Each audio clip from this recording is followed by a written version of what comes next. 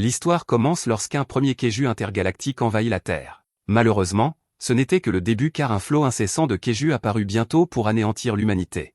Pour contrer cette menace de fin du monde, l'humanité rassembla son meilleur personnel et sa meilleure technologie de chaque nation et établit la force de défense anti-Kaiju appelée Herd. Cette force rencontra un certain succès, mais les dégâts étaient encore lourds, et la guerre s'éternisait sans fin en vue.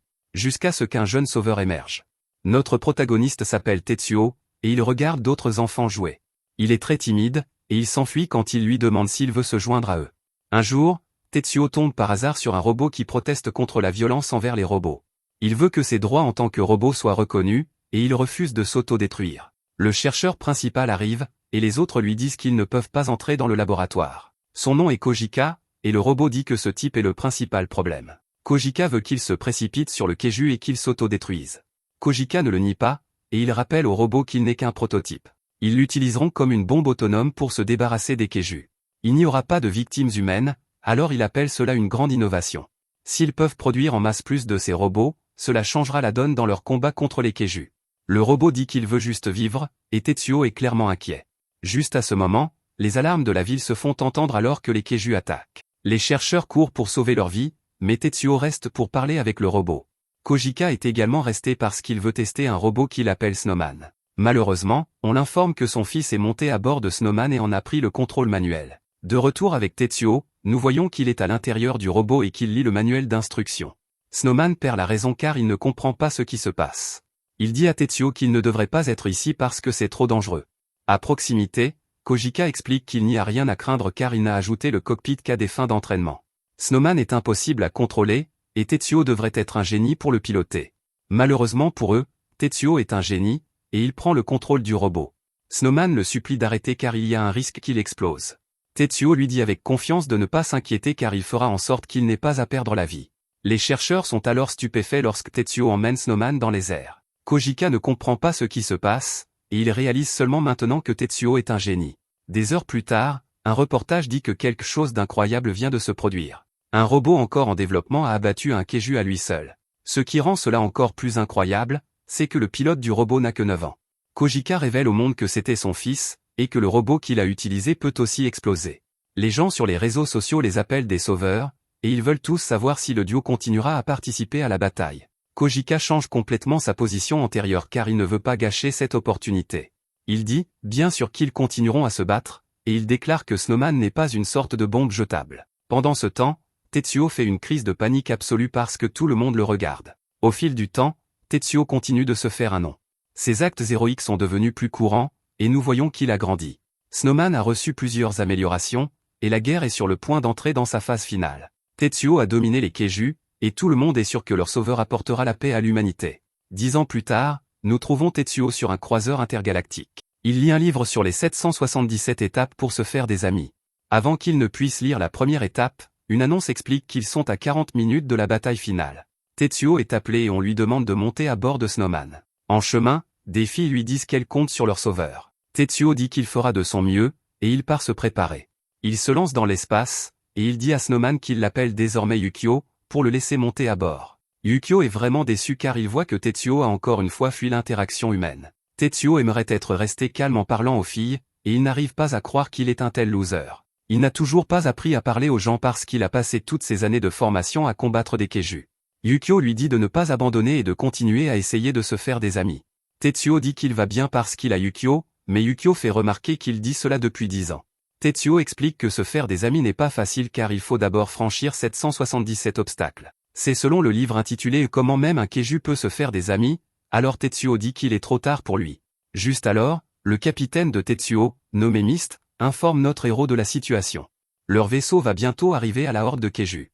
Une fois qu'ils engageront la cible, Tetsuo se séparera du vaisseau, et le vaisseau se dirigera vers le centre de la horde. Ils tireront leur laser infini qui peut déchaîner des dégâts sur un rayon de 1000 km. Ce faisant, ils anéantiront toute la horde de Kaiju. Le problème principal est le temps qu'il faudra pour atteindre le point de lancement, c'est là que Tetsuo entre en jeu. Yukio dit à tout le monde de ne pas s'inquiéter car lui et Tetsuo vont faire des ravages. Ils attireront l'ennemi près d'eux et élimineront les SEM. Leur réunion se termine, et Tetsuo réalise qu'il a encore gâché une interaction humaine. Au lieu de dire « oui madame » comme une personne normale, il a simplement dit « oui ». Yukio n'est pas inquiet pour cela car il veut juste rentrer chez lui avec une victoire. Leur rêve est sur le point de se réaliser, et ils doivent juste accomplir cette mission. Juste alors, leur plaisir prend rapidement fin alors que plusieurs Kaiju sont apparus. Le reste de l'équipage est horrifié car il y en a tellement. Il y a une mer sans fin de Kaiju, et ils sont tous énormes. On dit à tous les membres d'équipage qu'il est temps que la mission commence. Tetsuo marque une pause et se rappelle qu'il veut devenir quelqu'un de valeur. Yukio l'appelle et lui dit que l'ennemi est arrivé. L'attitude de Tetsuo change complètement, et il déclare avec confiance qu'il est temps d'y aller. Ils sont prêts, alors Tetsuo active son stylo 7 épées. Leur attaque laisse tout le monde stupéfait car ils ont éliminé plusieurs Kaiju d'un seul coup. Mist rappelle à tous que Tetsuo est leur sauveur, et elle est sûre qu'ils vont gagner. Ils arrivent finalement au point de lancement, alors Mist dit à tout le monde qu'il est temps de sauver leur planète. Ils se préparent à tirer le laser infini, et cela forme une gigantesque boule d'énergie devant leur vaisseau. Mist ordonne de tirer, mais tout le monde est choqué lorsque leur attaque disparaît simplement. Malheureusement, on annonce à Mist que leur système laser vient de planter, et que le laser infini ne peut pas être tiré. Mist ne comprend même pas ce que cela signifie car cela n'est jamais arrivé auparavant. Elle se calme et déclare qu'ils doivent passer au plan B. Ils résisteront à l'attaque des Kaiju et rappelleront Tetsuo et Yukio. Malheureusement, cela n'arrive pas car le vaisseau commence à s'arrêter. Tout le système d'attaque et les générateurs de boucliers ne répondent plus. Les choses prennent une tournure très sombre car les défenses du vaisseau ont été complètement anéanties. Mist ne peut que regarder avec terreur alors que les Kaiju s'écrasent sur le vaisseau. L'équipage est traîné dans l'espace, et Mist crie alors que sa vie prend fin. Tout cela se passe en un éclair, et Tetsuo est stupéfait alors que le vaisseau explose. Yukio n'en croit pas ses yeux non plus, et il se demande si cela signifie que l'humanité a perdu. Tetsuo dit à Yukio de se calmer pour qu'il puisse retourner au vaisseau. S'il reste ne serait-ce qu'une personne en vie, ils doivent la sauver. Yukio est toujours inquiet, mais Tetsuo déclare que la mission n'est pas encore terminée. Ils continueront à se battre, et ils vaincront le reste des Kaiju ensemble. Des heures plus tard, nous voyons que Tetsuo est complètement épuisé, et ils ont éliminé plusieurs Kaiju. Malheureusement, ils sont bien trop nombreux, et un nombre incalculable d'entre eux reste encore. Yukio a subi de graves dégâts, et il a même perdu un bras maintenant. Yukio commence à perdre espoir car il réalise qu'il n'y a tout simplement aucun moyen pour eux de gagner. Tetsuo n'a d'autre choix que d'être d'accord avec lui, et il dit qu'ils ont donné le meilleur d'eux-mêmes. La seule chose qu'ils peuvent faire est de réduire le nombre de Kaiju à un nombre gérable pour les forces survivantes sur Terre. Ils y parviendront en activant le mécanisme d'autodestruction de Yukio. Tetsuo déteste cela car il avait promis que Yukio n'aurait jamais à le faire. Cependant, ils n'ont pas d'autre choix. Ils sont tous les deux d'accord, alors Tetsuo dit qu'il est temps pour eux de sauver la Terre ensemble. Alors que les Kaiju attaquent le corps de Yukio, il prend la situation à la légère. Il plaisante avec Tetsuo en lui faisant remarquer qu'au final, il n'a jamais réussi à se faire un seul ami. Tetsuo ne veut pas être moqué en ce moment car il cherche la commande d'autodestruction. De plus, il se moque de finir sa vie sans un ami humain car il a encore Yukio. Yukio se demande s'il n'a vraiment aucun regret, et Tetsuo dit qu'il n'en est pas sûr. Il repense à plusieurs moments de sa vie et à la façon dont il a passé la majeure partie de son temps à combattre des Kaiju. À un moment donné, cela ne lui a plus fait de mal de voir d'autres personnes avec des amis. Il a cessé de s'en soucier il y a quelque temps, alors il dit à Yukio qu'il va bien maintenant. Il remercie ensuite Yukio d'être resté avec un type comme lui tout ce temps. Yukio est également reconnaissant car Tetsuo le voyait comme plus qu'une simple bombe et lui a donné un nom. Tetsuo remarque que Yukio est soudainement devenu silencieux, et il est choqué par ce qui se passe ensuite. Yukio reprend le contrôle total de lui-même et explique qu'il se sent coupable de quelque chose. Tetsuo essaie désespérément de reprendre le contrôle car il sait ce que Yukio s'apprête à faire. Yukio explique que son crime était de voler Tetsuo en le forçant à passer les 10 dernières années à ne pas vivre une vie normale. Yukio se blâme d'avoir forcé Tetsuo à combattre les Kaiju avec lui et rien d'autre. Tetsuo dit désespérément qu'il est heureux avec Yukio, et qu'il ne choisirait d'être avec personne d'autre. Il supplie Yukio de lui rendre les commandes, mais il est trop tard. Yukio a activé la capsule d'évacuation d'urgence pour Tetsuo, et un compte à rebours commence. Yukio déclare qu'il ne pourrait jamais laisser Tetsuo mourir parce que Tetsuo était celui qui lui a donné la vie. Le compte à rebours se termine, et Tetsuo est lancé en sécurité dans la capsule d'évacuation. Il crie vers Yukio, sachant qu'il n'y a rien qu'il puisse faire. Yukio révèle que son véritable rêve est que Tetsuo retourne sur Terre et vive enfin une vie heureuse. Il dit qu'il veut qu'il se fasse beaucoup d'amis, et Tetsuo se met à pleurer. Il dit à Yukio de ne pas s'inquiéter, et il promet de se faire au moins 100 amis. Yukio dit qu'il est soulagé, et ses mots s'avèrent être ces derniers. Son autodestruction s'active, et elle anéantit la horde de Kaiju. Un moment plus tard, la capsule désactive le sommeil cryogénique alors que Tetsuo est arrivé à destination. Son emplacement actuel est la région de Tokyo au Japon. L'écran que Tetsuo regarde révèle qu'il a été en sommeil cryogénique pendant 8 ans. Tetsuo est horrifié d'apprendre cela car cela signifie que cela fait 10 ans qu'il a quitté la Terre. Il est techniquement un adulte même s'il n'a pas vieilli, et il se demande s'il pourra se faire des amis comme ça. Tetsuo élabore un plan, qui est de s'enfermer dans sa pièce en isolement total. Ainsi, il pourra passer du temps à recueillir des informations sur le nouveau monde avant de sortir pour se faire des amis. Tetsuo quitte la capsule, et il est choqué quand une énorme foule commence à l'acclamer. Ils l'appellent leur sauveur, et ils disent tous qu'ils veulent être amis avec lui. Tetsuo ne pourrait être plus heureux, et il dit à Yukio qu'il a tenu sa promesse. Cela s'avère n'être qu'une rêverie de Tetsuo, et il espère que cela se passera ainsi. Malheureusement, Tetsuo est stupéfait quand il voit à quoi ressemble vraiment le monde. Il est complètement gelé alors que ce devrait être l'été en ce moment. La scène est absolument horrible alors que nous voyons que la planète entière est maintenant recouverte de glace. Tetsuo est complètement stupéfait de voir que le monde est en ruine. Yukio a donné sa vie, mais le monde a quand même fini par être gelé. Tetsuo trouve un peu d'espoir en se demandant si seule cette ville a été touchée. Il se précipite à l'intérieur de la capsule, espérant que le Japon et le reste du monde vont bien. Il vérifie les journaux enregistrés par la capsule de secours, et Tetsuo est horrifié. La planète entière est recouverte de glace, et il ne comprend pas comment c'est possible. Il n'y a eu aucun signe de vie jusqu'à présent, alors il ne peut que se demander si la civilisation a aussi été anéantie. Tetsuo se souvient qu'il a fait une promesse à Yukio de se faire des amis, mais cela sera impossible s'il n'y a pas de gens. Après 22 heures à être déprimé, Tetsuo commence à avoir faim. Il devrait y avoir des rations quelque part sur cette capsule, alors Tetsuo part à leur recherche. Juste à ce moment, Tetsuo entend la voix de Yukio, mais ce n'est qu'un enregistrement. Cela vient des derniers instants de Yukio lorsqu'il a révélé quel était son vrai rêve. Dans ces derniers instants, Yukio voulait que Tetsuo retourne sur Terre et vive une vie normale et heureuse. Mais surtout, il voulait que Tetsuo se fasse énormément d'amis. Tetsuo retrouve sa motivation pour avancer, alors il mange quelques rations et sort. Il prévoit de tenir sa promesse, donc son objectif est de se faire des amis quoi qu'il arrive. Tetsuo dit que la clé pour y parvenir se trouve dans le livre qu'il a lu des centaines de fois. C'est le livre appelé Comment même un Keiju peut se faire des amis, et il est écrit par le professeur Loni Aoki. La première étape sur 777 est de quitter la maison et de rencontrer des gens. Tetsuo est prêt à faire exactement cela, alors il quitte la capsule. La capsule servira de base, et il cherchera des survivants. Il y a de la neige partout et aucun signe de vie. Juste à ce moment, Tetsuo est stupéfait lorsqu'il rencontre un homme étrange. Il trébuche sur le gars pour découvrir qu'il n'est pas du tout vivant. Alors qu'il repose l'homme, Tetsuo pense à quel point les choses sont terrifiantes. Ce type est mort gelé, et c'était si grave qu'il s'est brisé trop facilement. Tetsuo remarque que le gars avait un véhicule, et il est ravi de voir qu'il fonctionne toujours. Il l'utilise pour se déplacer, et il remarque qu'il peut aussi contrôler une pelle avec un levier. C'est une excavatrice, et Tetsuo détermine que c'est un véhicule parfait pour explorer un monde couvert de neige. Il tombe alors sur un trou géant dans le sol et réalise à quel point c'est effrayant. Tetsuo dit que son objectif devrait être de trouver un endroit où les humains vivent peut-être encore, et il réalise que le meilleur endroit serait sous terre. Il va vérifier le trou car il est sûr qu'il y aura des tonnes de gens là-dessous. La première étape sera de leur crier dessus pour qu'ils puissent le laisser entrer.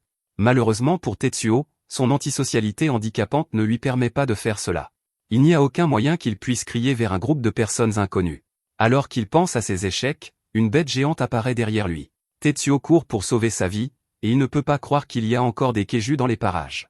Tetsuo se demande s'il devrait s'arrêter et se battre, mais il n'a aucune arme. Son seul espoir est de s'en éloigner, alors il se précipite dans le trou.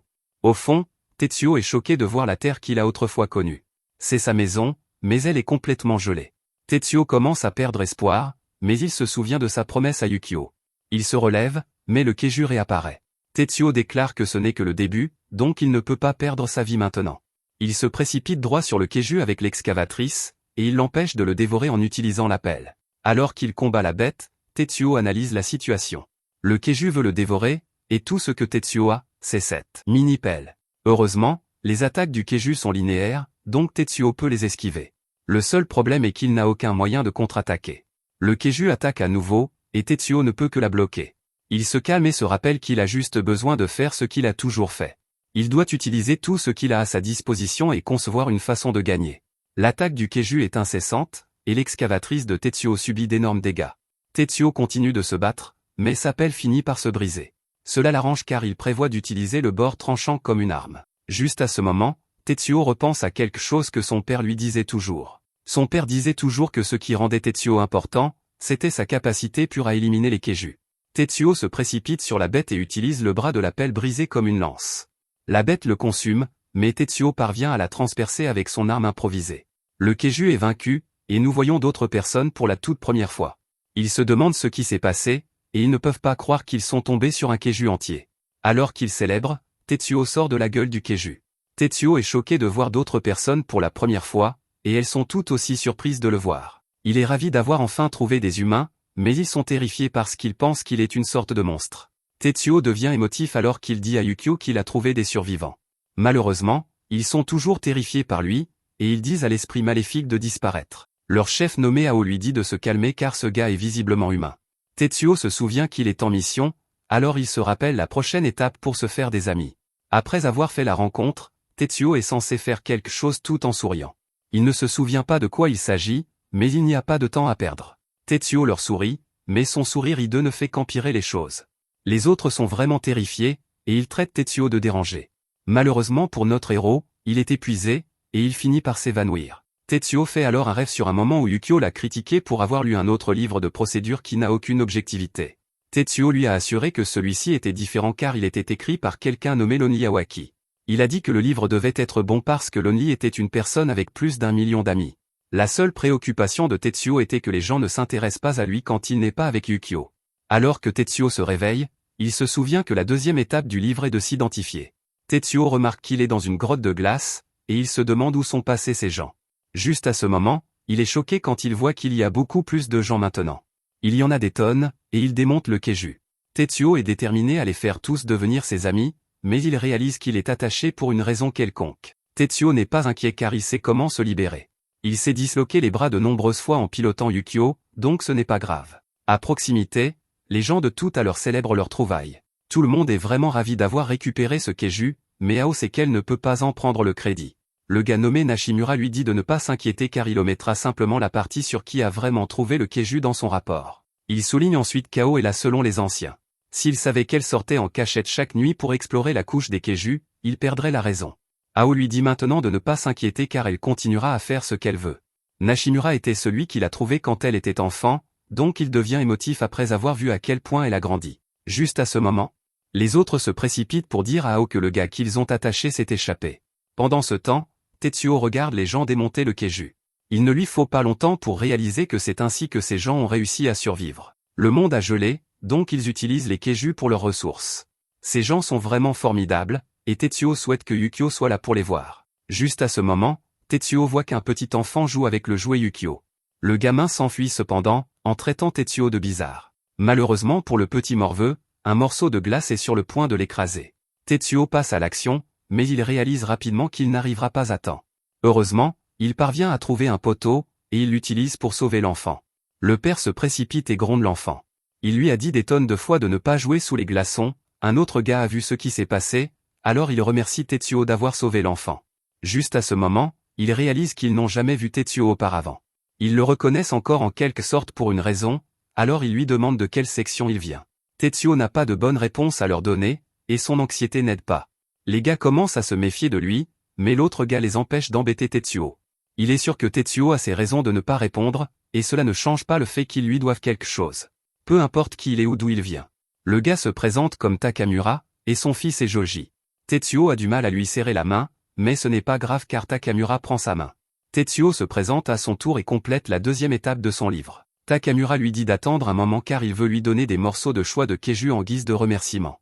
À proximité, nous voyons qu'Ao et les autres ont tout vu. Furumaki se demande s'il devrait capturer Tetsuo, mais Ao rejette l'idée.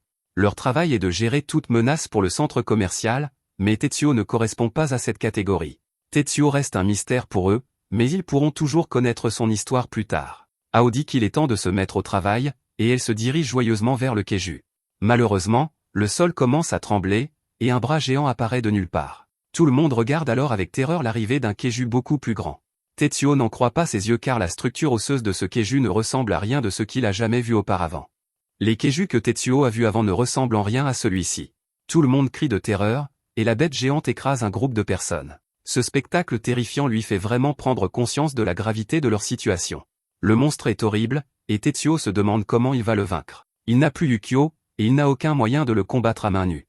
Juste à ce moment, Tetsuo réalise qu'il peut simplement demander aux habitants comment ils gèrent ce genre de Keiju.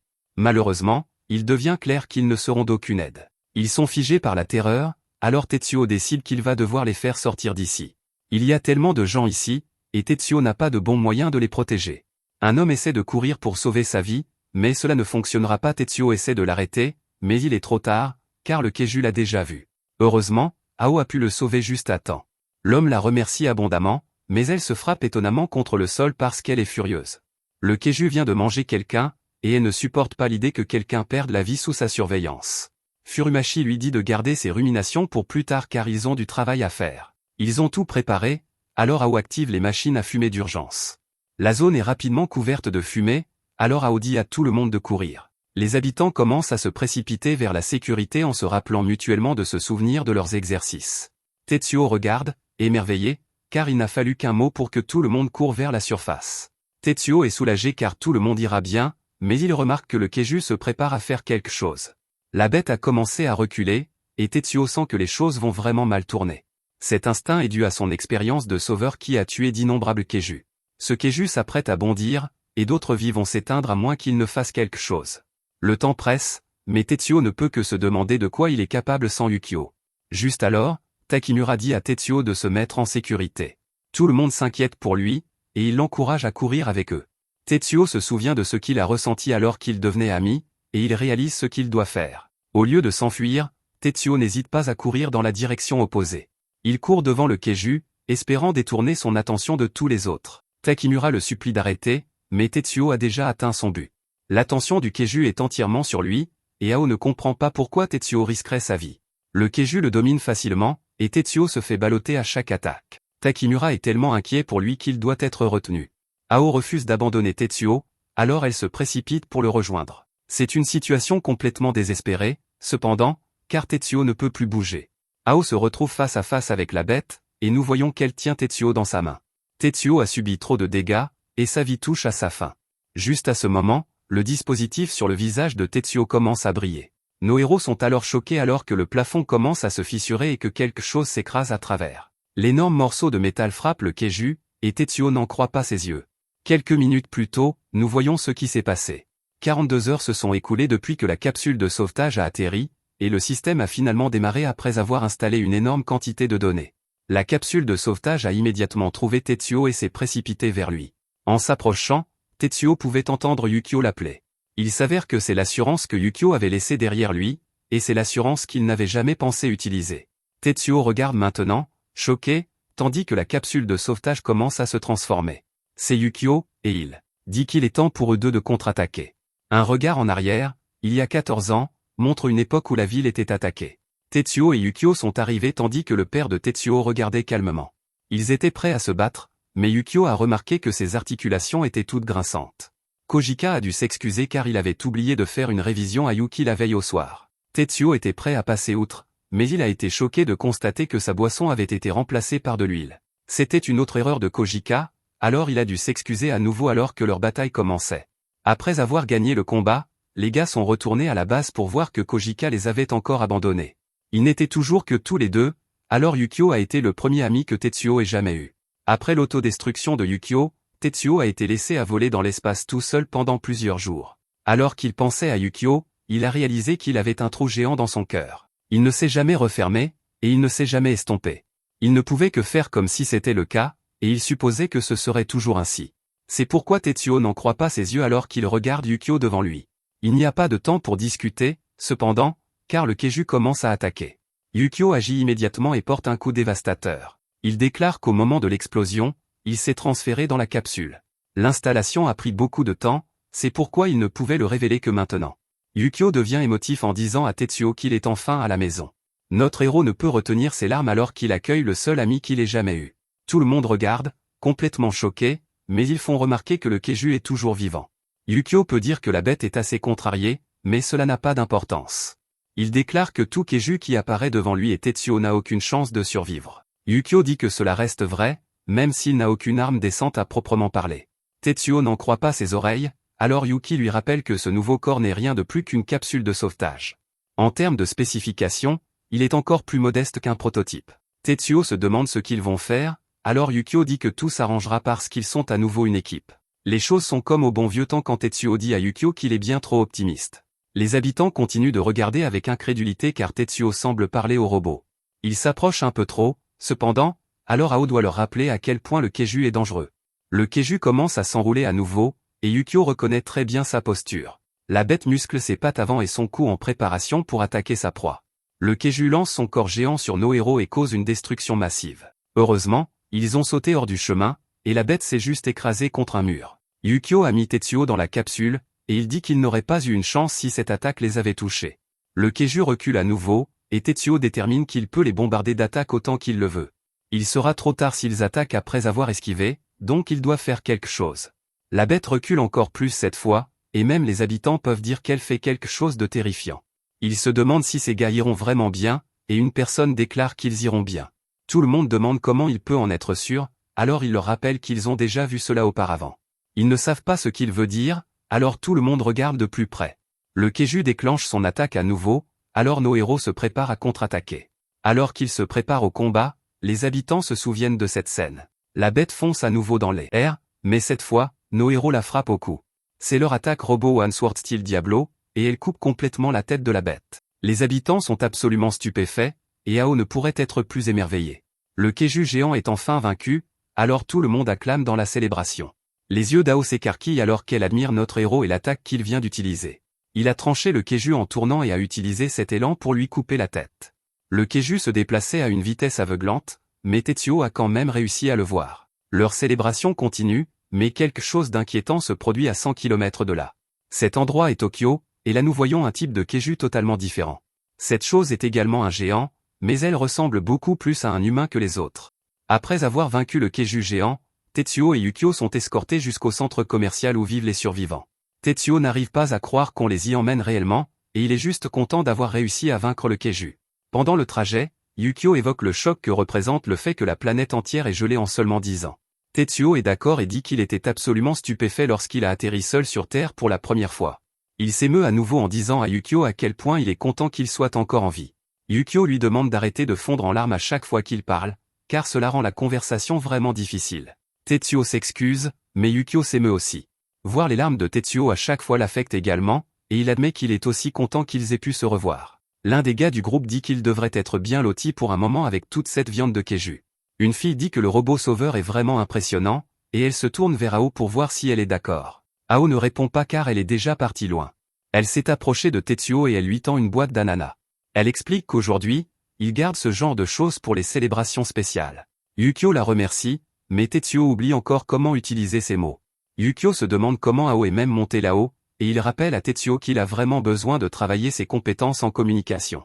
Ao explique que la boîte d'ananas est un objet ultra précieux qui ne peut plus être fabriqué. Les choses sucrées sont incroyablement rares dans ce monde désormais, et l'ananas ne fait pas exception. Ao sent déjà le parfum sucré émanant de la boîte, et même elle est émerveillée. Tetsuo fixe la boîte et se demande s'il est vraiment acceptable pour lui d'avoir quelque chose d'aussi précieux. Ao hésite entre lui demander de le manger et lui dire immédiatement de ne pas le faire. Elle se reprend rapidement et l'ordonne de le manger maintenant, tant qu'elle a encore le contrôle. Elle explique que Tetsuo et Yukio ont sauvé leur vie à tous, et elle veut leur rendre l'appareil avec quelque chose d'aussi précieux. Elle les remercie ensuite sincèrement tous les deux pour tout ce qu'ils ont fait. Tetsuo décide que le manger serait la chose polie à faire, alors il se lance. Ao lui dit d'y aller, et Tetsuo commence à manger l'ananas. Il est complètement submergé par son délice, mais Ao panique après une seule bouchée. Tetsuo se demande s'il a mal fait quelque chose, mais Ao explique que ce n'est pas ça. C'est juste douloureux pour elle de voir la quantité absolue d'ananas dans ce monde diminuer. Après avoir fini la boîte, Tetsuo remercie Ao pour le repas. Ao lui dit qu'elle n'est pas seulement venue ici pour lui donner l'ananas. Elle voulait aussi se présenter et lui offrir des informations. Elle se présente formellement comme Ao Nagi et remercie à nouveau Tetsuo de les avoir sauvés. Tetsuo se présente nerveusement en retour et dit qu'il est ravi de la rencontrer.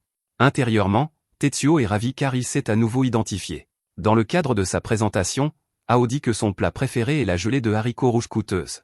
Yukio n'arrive pas à croire qu'elle ait perdu la tête pour l'ananas, alors que ce n'était même pas son aliment préféré. Ao lui dit qu'il y a autre chose qu'elle veut partager avec lui, et elle dit qu'elle aimerait lui raconter ce qui s'est passé il y a 10 ans. Tetsuo hésite un instant, mais il lui dit qu'il aimerait beaucoup entendre cela. Il y a 10 ans au Japon, un étrange Keju est apparu de la mer. Voir des Keju n'était rien de spécial car les gens y étaient habitués, mais il y avait quelque chose de différent chez celui-ci. Celui-ci était complètement différent de tout ce que quiconque avait jamais vu, et 3 choses le rendaient vraiment anormal. D'une part, il avait clairement pris une forme humanoïde. Deuxièmement, il n'était pas apparu de l'espace comme les autres, mais de la mer. En plus de cela, il était accompagné d'une étrange sphère flottante blanche. Les soldats ne savaient pas ce que c'était, mais ils décidèrent de simplement l'éliminer. Alors qu'ils se préparaient au combat, les soldats se plaignaient de la chaleur qu'il faisait à l'intérieur de leur mécha. Cela changea rapidement, cependant, car la température à l'intérieur des robots commença à chuter rapidement. L'eau commença à geler, et les sphères se multiplièrent avant que le Keju ne les envoie. En peu de temps, ces sphères blanches apparurent partout sur le globe. Elles continuèrent leur assaut et se multiplièrent en se répandant dans le monde entier. Chaque fois qu'elles entraient en contact avec quelque chose, les sphères gelaient tout dans la zone. Un vent féroce de degré zéro absolu s'engouffra et éteignit d'innombrables vies humaines avec facilité. Depuis ce jour, la planète ne s'est plus jamais réchauffée, et tout a commencé il y a seulement 10 ans. Tetsuo et Yukio sont horrifiés d'entendre cela, et ils se demandent comment tout cela a pu arriver juste après leur départ. Ils n'arrivent pas à croire que tout cela ait été fait par un seul Keju, et ils se demandent à quel point il est puissant. Ils veulent savoir où était la force de défense anti-Keju, et Ao confirme qu'elle sait qui ils sont.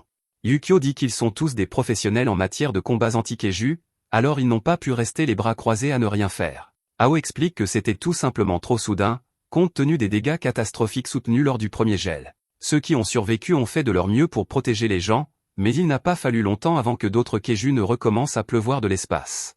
Ao ne pense pas qu'ils aient été complètement anéantis, cependant, car toutes sortes de rumeurs circulent. L'une d'elles est qu'il y a un centre commercial spécifiquement pour les survivants du jour E, mais il y a apparemment une lutte de pouvoir qui s'y déroule. Tetsuo et Yukio disent que certains d'entre eux doivent encore être en vie, et Ao leur dit qu'elle espère qu'ils pourront revoir les autres. Un peu plus tard, Ao dit qu'ils sont presque arrivés, et elle dit au gars de se préparer. Furamaki dit à Tetsuo de ne pas décevoir Ao par sa réaction, et Tetsuo est simplement ravi d'entendre quelqu'un l'appeler par son nom. Il tourne un coin, et Ao annonce qu'ils sont arrivés au centre commercial Mishima. Tetsuo est émerveillé quand il le voit car il est construit à l'intérieur même d'une fissure dans la glace. Furamaki dit que c'était probablement un collège avant, et il espère que ce n'est pas une déception. Tetsuo dit que non, absolument pas, car il y a tellement de gens ici. Juste à ce moment, tout le monde à l'intérieur du centre commercial remarque qu'Ao est revenu. Les gens commencent à se demander si cela signifie que le sauveur est revenu aussi le jour où a fait un retour triomphal. La foule grossit, et tout le monde est excité de voir Tetsuo et Yukio. Il leur souhaite la bienvenue et les félicite d'être revenus. Tetsuo n'en croit pas ses yeux car il y a tellement de gens qui les célèbrent. Ils veulent que Tetsuo prenne la pause, et ils l'appellent Herculéan alors qu'il s'exécute. Ao prend ensuite un moment pour expliquer comment la vie fonctionne dans le centre commercial. Environ 200 personnes vivent ensemble, et chacun a un rôle spécifique. En un mot, il y a des gens qui sortent pour rassembler des ressources culturelles, et puis il y a des gens qui restent à l'intérieur et gèrent l'infrastructure qui permet au centre commercial de fonctionner. Il y a un département des matériaux, un département de la vie quotidienne, une équipe de démantèlement, un département d'excavation, un département d'entrepôt et un département technologique. Tetsuo est profondément impressionné, et il pense que tout le monde ici est tout simplement incroyable. Il demande à Ao duquel elle est la chef, et elle répond que c'est du département de la comptabilité. Tetsuo est pris au dépourvu par cette réponse car elle se battait tout à l'heure. Furamaki devine qu'il se demande probablement pourquoi Ao était dans l'antre du Keju en premier lieu. Il explique qu'Ao n'est vraiment pas censé quitter le centre commercial du tout, mais qu'elle s'échappe à chaque fois. Ao voit que certaines personnes les attendent avec colère, alors elle dit qu'il est temps qu'ils aillent se faire gronder à nouveau. Avant de partir, elle dit à Tetsuo que Takamura a proposé de s'occuper de lui. Takamura dit qu'il veut montrer à Tetsuo un endroit très spécial, et il l'emmène à une source chaude. Tetsuo est sans voix et n'en croit pas ses yeux. Il a passé 10 ans dans l'espace, et tout ce qu'il a rencontré depuis son retour sur Terre a été glacial. Takamura sourit et lui dit qu'il a fait en sorte que Tetsuo puisse en profiter seul. Il ajoute rapidement que lui et son fils se joindront également à lui. Alors que l'eau chaude le détend, Tetsuo remarque quelque chose d'étrange. Il se demande pourquoi le centre commercial est chaud en premier lieu, car quand il est descendu de Yukio, le centre commercial était le seul endroit où il n'y avait aucune neige autour. Takamura remarque que Tetsuo est plongé dans ses pensées, et il lui dit de se concentrer sur l'eau pour l'instant. Takamura révèle alors qu'un Keju est enterré sous ce centre commercial. Tetsuo est choqué d'entendre cela, mais Takamura lui assure que c'est complètement sûr. Il lui dit d'écouter attentivement car il va lui raconter l'histoire du dompteur de Keju qui les a tous sauvés. 11 mois après le grand gel, les survivants étaient dans un état désespéré. Ils se déplaçaient d'un endroit à l'autre à la recherche d'un abri, mais les Keju avaient tout envahi. À ce stade, ils avaient complètement manqué de nourriture et mouraient de faim. Un jour, quelqu'un trouva la carcasse d'un Keju, et ils étaient si désespérés que tout le monde en mangea. Cela finit par coûter la moitié de leur vie, car la plupart des corps rejetèrent complètement la chair d'une créature extraterrestre. Les chanceux dont les corps ne rejetèrent pas la chair survécurent. Ceux qui choisirent de ne pas en manger moururent bientôt de froid. C'était une situation horrible, mais les survivants devaient continuer à avancer. Pendant l'un de ces moments désespérés, Ao avait du mal à suivre le groupe. Elle n'avait presque plus d'énergie, et elle devait être portée. L'un des hommes suggéra qu'il la laisse simplement derrière parce qu'elle les ralentissait. L'enseignant d'Ao refusa d'entendre cela et demanda comment on pouvait dire une chose pareille. L'homme fit remarquer qu'Ao était malade depuis qu'elle avait mangé la chair du keju, et que ce n'était qu'une question de temps avant qu'elle ne crache du sang et ne meure comme les autres. Juste à ce moment, un keju apparut, et tout le monde se mit à courir. Certains se figèrent de peur, mais seulement parce qu'un autre keju se trouvait derrière eux. Après s'être éloignés, ils remarquèrent que les deux kejus se faisaient face. L'enseignant d'Ao réalisa alors que, dans la confusion, il l'avait accidentellement laissée derrière. Takamura était déterminé à retourner la chercher, mais tout le monde l'en empêcha. Ils dirent que c'était inutile car elle était déjà comme morte. Takamura s'emporta et dit qu'il était mal d'abandonner la vie d'un enfant, quelles que soient les circonstances. Il déclara qu'en tant qu'être humain, ce n'était pas acceptable d'abandonner quelqu'un. Le groupe lui rappela qu'il n'y avait plus de sauveur, mais Takamura refusa d'abandonner. Pendant ce temps, Ao était complètement seule et au bord de la mort. Elle ne pouvait plus bouger, et pour une raison inconnue, ses cheveux étaient devenus blancs.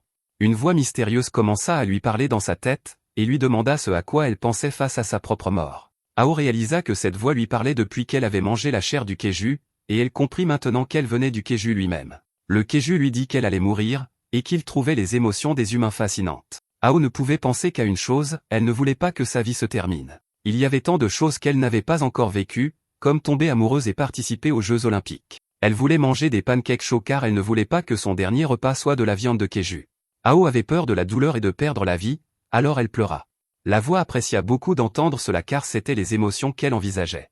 Elle lui dit qu'elle s'attendait à ce qu'elle ressente de la peur, du désespoir, des regrets, et surtout de la haine envers les humains qui l'avaient abandonnée. Ao prit un moment pour réfléchir à tout, puis dit calmement qu'elle ne ressentait aucune haine du tout. Elle dit au keju qu'elle ressentait en fait un immense amour pour les gens qui l'entouraient. Le keju était complètement déconcerté par cela et lui dit que c'était incompréhensible. Ao continua à expliquer exactement qui étaient ces gens pour elle. Elle décrivit comment aimait Madame Takamura partageait toujours la nourriture avec les enfants même quand ils n'en avaient pas assez pour eux-mêmes. Elle parla de son enseignant, qui est complètement peureux, mais qui prenait toujours soin des enfants quoi qu'il arrive. C'est juste qu'ils sont tous, et Ao dit au keju qu'elle les aime chacun d'eux. Ao utilisa ses dernières forces pour se lever, et elle déclara qu'elle voulait les protéger. Elle se souvint avoir entendu quelqu'un dire qu'il n'avait plus de sauveur, alors elle dit qu'ils avaient toujours elle. Le keju rugit en sa direction, mais Ao ne broncha pas. Elle déclara qu'elle le déchiquetterait de l'intérieur et annonça que les humains gagneraient. Le keju l'attaqua, mais l'autre keju l'en empêcha. Le keju dans sa tête dit que tout ce qu'elle disait était incompréhensible. Il trouvait toute cette histoire incroyablement intéressante, et il ne comprenait pas comment une si petite enfant humaine pouvait parler de protéger tout le monde tout en faisant face à la mort. Le keju qui la protégea acquit une sorte de nouveau pouvoir, et même Ao fut choquée quand elle aussi fut couverte de flammes. Tous ceux qui regardaient n'en croyaient pas leurs yeux en réalisant qu'Ao avait en quelque sorte réussi à se connecter au keju. Les deux étaient en synchronisation, alors tout le monde se demanda si elle était une sorte de dompteuse de keju. Rien de tel ne s'était jamais produit auparavant, alors ils se mirent à l'appeler leur sauveuse. Le keju dit à Ao qu'il était intéressé par ses pensées et ses émotions. En échange de plus de cette connaissance, il utiliserait son nouveau pouvoir pour les protéger tous. Tant qu'elle continuerait à lui montrer ses émotions, il promit de garder la terre chaude. De retour au présent, on montre à Tetsuo le keju sous le centre commercial, et il n'en croit pas ses yeux. Ailleurs, un colonel observe très attentivement le mystérieux keju. Le keju est tranquillement assis au sommet d'un bâtiment, et le colonel est visiblement contrarié. Son subordonné, nommé Atoshi, arrive et dit qu'il est venu chercher le colonel. Atoshi lui dit que la nuit est glaciale et prévient que s'il s'approche davantage du keju, même les vêtements chauds ne seront d'aucune aide. Le colonel le sait déjà, c'est pourquoi il dit qu'ils vont avoir besoin d'une source de chaleur. Atoshi comprend déjà qu'il parle du keju enflammé qui se trouve au centre commercial Mishima. Atoshi se demande ce qui se passe avec le keju de type humanoïde, alors le colonel explique qu'il n'a pas bougé d'un pouce. Personne ne peut dire ce qu'il cherche, mais le colonel précise qu'il est absolument nécessaire de s'en débarrasser s'ils veulent sauver le monde. Juste à ce moment, le terrifiant keju les regarde, et le colonel réalise qu'il les a repérés. Malheureusement, il est trop tard, car le bâtiment sur lequel il se trouve commence à s'effondrer. Un keju géant à 3 têtes apparaît, et ils comprennent que le keju humanoïde a même ses propres gardes du corps. Le colonel dit à Atoshi qu'ils n'ont pas d'autre choix que de se battre. Atoshi rappelle à tous qu'ils sont la force de défense anti-keju et qu'ils sont la lumière d'Erdai. Il se retrouve face au keju et déclare qu'il est temps de montrer au monde ce qu'Erdai peut faire. De retour avec Tetsuo, il est émerveillé de voir qu'il y a vraiment un keju sous le centre commercial Mishima. Il ne peut s'empêcher de remarquer qu'il ressemble à un oiseau géant et qu'il est recouvert de flammes. Ao explique que lorsqu'il s'est connecté à elle et à qui l'a pensé, il était déjà sous cette forme d'oiseau. Cependant, lorsqu'il est venu sur Terre pour la première fois, il était probablement un Keiju ordinaire. Elle s'adresse ensuite directement à lui et l'appelle par son nom, qui est Landoman. Landoman lui dit d'arrêter de jacasser parce qu'il fait une sieste. Takamura dit alors à Tetsuo qu'ils ont eu de la chance de croiser Ao après son bain. Sans elle ici, il n'aurait aucune idée de ce que dit le Keiju. Juste alors, le Keiju expire, et cela pousse un morceau de tissu en l'air. Le tissu brûle immédiatement, ce qui signifie que l'air autour d'eux est extrêmement chaud. Ao explique que la seule zone à température contrôlée est juste autour d'elle, donc tout le monde doit rester prêt. Pas trop près, cependant, car elle est aussi capable de contrôler les flammes, tout comme le Keiju. Ao fait remarquer que la seule façon pour l'espèce humaine de s'adapter au froid intense est de se rapprocher du Keiju.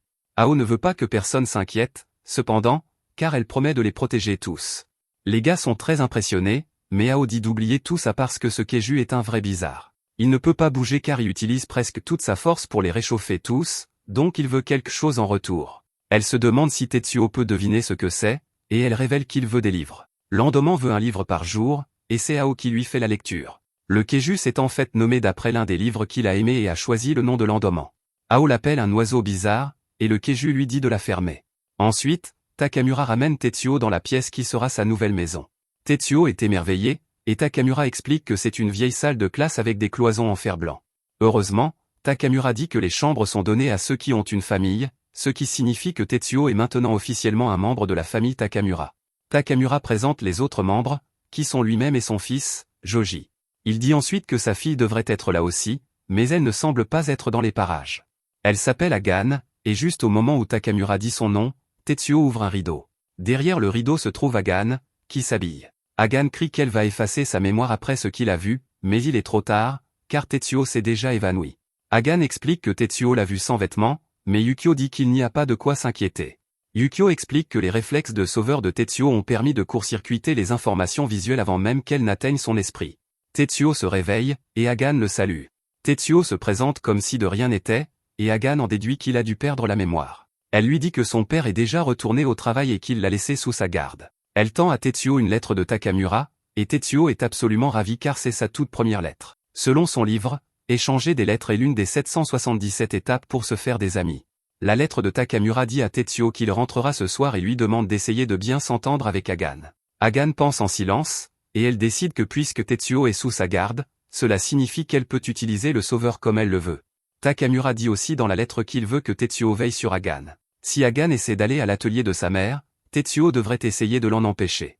Takamura explique que Agan est plutôt fragile et qu'elle vient tout juste de perdre sa mère il y a un mois. Avant même que Tetsuo puisse assimiler cela, Agan lui dit de venir car elle veut l'emmener quelque part. Tetsuo craint immédiatement qu'elle veuille aller à l'atelier, mais ce n'est pas ça. Agan révèle qu'elle va lui faire visiter les attractions du centre commercial. Bien sûr, elle l'emmène immédiatement à l'atelier de sa mère et déclare que c'est le meilleur endroit de tout le centre commercial. Elle explique que sa mère était un cadre supérieur du département technologique, donc elle avait son propre atelier de recherche et développement. Agan l'utilise en secret depuis, et elle parle de sa mère avec une fierté évidente. Tetsuo demande si sa mère était une personne extraordinaire, et Agan marque une pause avant de répondre simplement oui. Agan se souvient que sa mère était impressionnée par les choses que Agan construisait. Agan construisait toujours des choses et recevait les éloges de sa mère, et tout cela se passait dans cet atelier. Sa mère lui tapotait toujours la tête quand elle faisait du bon travail. Agan dit à Tetsuo qu'elle voulait en fait lui demander quelque chose. Elle veut son avis en tant que sauveur sur ce qu'elle construit actuellement, pour savoir si c'est efficace ou utile. Agan lui montre, et Tetsuo n'en croit pas ses yeux. Pendant ce temps, le colonel et Hatoshi discutent de ce qui vient de se passer lors de leur rencontre avec le garde du corps Keiju. Hatoshi dit qu'ils ont à peine survécu, mais le colonel dit qu'il était trop tôt pour s'engager pleinement de toute façon. Ils ont obtenu ce dont ils avaient besoin, à savoir un globe oculaire de Keiju, et ils ont également acquis des informations précieuses. Pour se rapprocher du spécimen humanoïde, ils devront tout de même intégrer le Keiju enflammé du centre commercial Mishima. Juste alors, Hatoshi se souvient qu'il a reçu un rapport intrigant de quelqu'un nommé Artemis. Le rapport dit que Tetsuo, le sauveur, vient de revenir de l'espace. Le colonel est stupéfait car il n'y avait aucun signe d'Erde ou d'autres membres d'équipage, et Snowman n'a pas été signalé non plus. On a dit à Hatoshi que Tetsuo est arrivé au centre commercial Mishima avec un autre robot. Le colonel ne s'attendait pas du tout à cela, et il appelle Tetsuo son ancien camarade. Il s'avère que Tetsuo n'a pas pu être achevé même aux confins de l'espace. Le colonel se demande quoi faire à ce sujet, mais décide rapidement qu'ils ne feront rien pour l'instant. Il dit que le fait d'avoir les masses ignorantes toutes au même endroit joue en leur faveur. Quant au Keiju enflammé et à la nouvelle machine de Tetsuo, ils les prendront tous les deux. Le colonel déclare qu'Erdet a péri une fois, puis s'est relevé de ses cendres. Ce sont eux qui maintiendront la flamme de leur salut. Il annonce que rien n'empêchera Erdet de sauver le monde. Cette nuit-là, Takamura rentre chez lui et il est accueilli par Hagan et Tetsuo. Ils sont tous deux épuisés, alors ils se demandent pourquoi. Tetsuo dit qu'ils ont eu une discussion va-et-vient, mais Hagan l'interrompt avant qu'il ne crache le morceau. Elle dit simplement qu'elle a passé la journée à faire visiter tout le centre commercial à Tetsuo. Takamura passe à autre chose et dit qu'il est temps de préparer le dîner. Ils utilisent une pierre chauffée par l'oiseau Keiju. Avant de manger, Takamura explique que cela pourrait être trop risqué, donc Tetsuo ne devrait pas manger de viande de Keiju. Tout le monde apprécie le délicieux repas, et ils ont une conversation agréable. Ils vont ensuite se coucher, mais Tetsuo n'arrive pas à s'endormir. Il s'avère que manger en compagnie et dormir par terre ensemble sont deux autres étapes de son livre. Il vient d'en franchir deux de plus, et il remercie le professeur solitaire Aoki. Il pense ensuite à quel point toute la journée a été amusante. Il se souviendra toujours de ce jour, et il espère que Yukio aussi. Pendant qu'ils dorment, Hagan fait un terrible cauchemar alors qu'elle se souvient comment sa mère a été consumée par un Keiju. À proximité, nous voyons qu'Artemi est en fait un Keiju. Il se régale de quelque chose de savoureux et dit qu'il veut dévorer des humains. La subordonnée du colonel, nommée Riko, est capable de communiquer avec Artemi, et elle lui dit de la fermer. Elle essaie de lui rappeler son travail, mais Artemi lui dit plutôt de se taire. Tout ce qui l'intéresse, c'est manger, et il dit qu'il en veut plus. Riko est furieuse parce qu'Artemi ignore son ordre et ne quitte pas Mishima. Hatoshi n'est pas surpris car ce n'est pas la première fois qu'Artemi se comporte ainsi. Le colonel les interrompt pour leur rappeler qu'Artemi est très spécial. Artemi peut parler par télépathie à distance dans la langue humaine. Le colonel dit que c'est en fait un avantage pour eux qu'Artemi soit au centre commercial Mishima, et que ce Keiju est une véritable star, alors il veut savoir ce que disait son rapport. Riko explique que Tetsuo est bien au centre commercial Mishima avec le dompteur de Keiju enflammé. Le colonel connaît bien cet endroit et le fait qu'il y a 200 personnes qui y vivent. La machine de Tetsuo est également là, ainsi que les masses ignorantes. Nous voyons que le colonel est en fait un fou furieux quand il dit que le centre commercial Mishima a de la chance d'avoir tout. Riko montre à quel point ils sont tous mauvais lorsqu'elle veut confirmer que leur objectif est d'éliminer chaque personne sur place. Elle fait remarquer que leur priorité absolue est de voler le Keiju enflammé, donc elle se demande s'il est vraiment nécessaire de tous les éliminer. Le colonel dit qu'elle a tort parce qu'ils les utiliseront d'abord comme otages, puis les élimineront. Le colonel se gratte l'œil et explique qu'ils n'ont besoin de personne d'autre que de ceux qui recherchent le salut d'Erdet. Il déclare que la maison de paille du petit cochon est sur le point d'être emportée, et qu'il y aura un festin. Ces silos s'y rendent maintenant, et rien ne se mettra en travers de leur chemin. Une semaine après l'arrivée de Tetsuo au centre commercial Mishima, nous voyons qu'il travaille désormais avec Hagan dans l'atelier de sa mère. Ils viennent de terminer quelque chose, et Hagan est émue. Elle explique qu'elle a l'esprit tellement tranquille ces derniers temps. Elle admet qu'elle n'a pas bien dormi depuis qu'elle a commencé à utiliser de la poudre à canon. Elle est sûre que Tetsuo n'a pas été dérangé par cela, cependant, car il est habitué au danger et à la poudre à canon. Tetsuo ne peut que se demander pourquoi elle a commencé à construire quelque chose comme ça en premier lieu. Hagan ne répond pas, à la place, elle demande à Tetsuo de faire quelque chose d'un peu inhabituel. Elle lui demande de s'accroupir devant elle et explique que c'est une sorte de rituel. Quelqu'un a toujours fait cela pour elle, alors maintenant elle aimerait le faire à la place de cette personne. Hagan pose sa main sur sa tête et lui donne une petite tape douce. Elle dit « Bon travail ». Et après quelques instants, elle commence à se sentir étrange. Elle se dépêche de terminer et le remercie pour sa coopération. Tetsuo s'évanouit immédiatement à nouveau, et Hagan pense à quel point c'était bizarre. C'était toujours elle qui recevait des tapes, donc elle ne savait pas ce que cela ferait dans l'autre sens. Hagan se souvient des éloges de sa mère, et elle regarde ce qu'ils viennent de construire. Ce soir-là, la famille Takamura se réunit pour dîner ensemble. Hagan pense qu'il s'est écoulé 45 jours depuis la mort de sa mère. Pour une raison quelconque, cela ne lui semble pas du tout étrange que Tetsuo soit assis à la place de sa mère. On a même l'impression qu'il y a eu une époque où ils étaient 5 dans la famille. Malheureusement, ses bonnes pensées en amènent de plus sombres. Elle imagine à quel point sa mère a dû être terrifiée dans ces derniers instants. Elle pense aussi au bruit de sa mère dévorée par un Keiju et dit qu'elle peut encore l'entendre même maintenant. Plus tard dans la nuit, Tetsuo se réveille pour aller aux toilettes et trouve une lettre sur lui. Celle-ci vient de Hagan, qui le remercie de l'avoir aidé. Elle révèle dans la lettre que la vie de sa mère a été prise par un Keiju qui l'a dévoré. Tetsuo est choqué d'apprendre cela, et nous voyons que Hagan est sortie toute seule. Il fait glacial, et elle a le sentiment de faire quelque chose d'incroyablement stupide. Elle est toute seule parce qu'elle est sûre que quiconque à qui elle en parlerait essaierait de l'en empêcher. Elle a le sentiment que quelque chose de terrible va lui arriver à cause de sa malchance, et un Keiju géant apparaît. Ce Keiju est Artemi, et il sent une odeur familière. Artemi était celui qui a dévoré la mère de Hagan, et il était sur le point de la dévorer aussi. La seule raison pour laquelle il n'a pas pu dévorer Hagan, c'est que le Keju enflammé est arrivé pour l'arrêter. Il n'a pas pu la dévorer ce jour-là, mais il ne laissera pas cela se reproduire. Pendant ce temps, Hagan pense à la façon dont la vie de sa mère a été terminée par ce Keju. C'est pourquoi elle revient sur tout ce qu'elle a dit à propos de sa malchance. Elle décide que la chance est de son côté car elle peut maintenant se venger du Keju qui a tué sa maman. Hagan dit à sa mère de regarder, et Artemis l'attaque. À sa grande surprise, Hagan esquive son attaque, et il se demande si elle est vraiment humaine. Il s'avère que Hagan a activé les bots qu'elle venait de finir de construire. Elle les appelle les bots de l'outre anti-Keju Erdei. C'est une spécialité de l'atelier Takamura, et elle prévoit de les utiliser contre le Keju. Elle explique qu'elle a travaillé avec Tetsuo pour modifier l'équipement de combat rapproché de jour pour une utilisation sur la neige. Le terrifiant Keju se dirige vers elle, mais Hagan se rappelle qu'elle peut se battre maintenant. Un retour en arrière montre que Tetsuo était inquiet car les bots étaient conçus pour une évacuation d'urgence. Si l'ennemi est sérieux, elle ne pourra pas l'esquiver aussi facilement. Hagan s'en moque car son vrai plan était de toute façon d'attaquer. Elle sort l'arme géante qu'elle a créée, mais Artemis n'est pas impressionné. Il traite Hagan d'idiote, et dit qu'elle ne pourrait jamais mettre fin à sa vie avec une arme pareille. Il continue sa charge, et il est content de pouvoir enfin manger un peu plus de viande. Un autre retour en arrière montre Tetsuo apprenant à Hagan à propos des Keju. Il a expliqué qu'il résiste à la chaleur et qu'il récupère rapidement. Même si Hagan parvenait à en blesser un en frappant son appareil dans sa bouche, cela ne serait pas mortel. Hagan a surpris Tetsuo en disant que cela lui convenait. Le Keju n'aurait pas à mourir car ce n'était pas son but.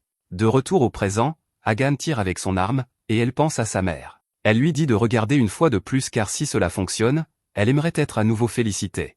L'arme de Hagan explose dans la bouche du Keju, et il ressent une douleur intense. Sa bouche et sa gorge sont maintenant couvertes de lame, et la douleur est atroce. Hagan explique que le projectile explose par étapes en se propulsant vers l'avant. En même temps, une tonne de pointes barbelées sont libérées, s'enfonçant profondément dans la bouche et la gorge du Keju. Désormais, même la moindre vibration des cordes vocales du Keju déclenchera une douleur intense. Le Keju hurle de douleur, ce qui ne fait qu'augmenter la douleur. Hagan est incroyablement satisfaite car elle déclare que ce Keju ne pourra plus jamais manger. C'était son objectif depuis le début, et il est enfin atteint. Hagan s'effondre et dit que sa mère lui manque. Elle sait ce qui va arriver, et elle sanglote en pensant à sa mère. Le Keju s'avance pour mettre fin à ses jours, mais Tetsuo surgit de nulle part pour la sauver. Il lui tranche un bras, et il est juste content d'être arrivé à temps avec Yukio. Yukio dit au Keju de dégager de sa vue sinon ils finiront le travail. Artemis ne perd pas de temps et s'enfuit pour sauver sa vie. Tetsuo se précipite vers Hagan, mais il trébuche et tombe sur elle. Les deux commencent à paniquer, mais Tetsuo se ressaisit rapidement. Il dit à Hagan qu'elle a fait du bon travail, et elle se met à sangloter de façon incontrôlable. Juste alors, Yukio remarque que du brouillard s'approche, et il réalise quelque chose de terrible. Il dit à Tetsuo de rentrer d'urgence. Il n'est pas sûr de ce que c'est, mais il a un très mauvais pressentiment. À 5 km de là, nous voyons que le colonel s'approche rapidement. Il sait qu'Artemis a été vaincu, mais il dit que ce ne sera pas un problème. Il annonce qu'ils sont en bonne position, et nous voyons qu'ils ont plusieurs monstres avec eux. Un de ses subordonnés dit au Keju nommé Haro de tirer, et celui-ci lance quelque chose. Au centre commercial, nous voyons que tout le monde profite joyeusement de sa vie. Ao a encore échappé à la punition, et Furumaki ne peut que se demander comment elle fait. Malheureusement, nous voyons que Yukio a été frappé par une attaque, et il explose. Merci d'avoir regardé mon résumé. N'oubliez pas de liker la vidéo.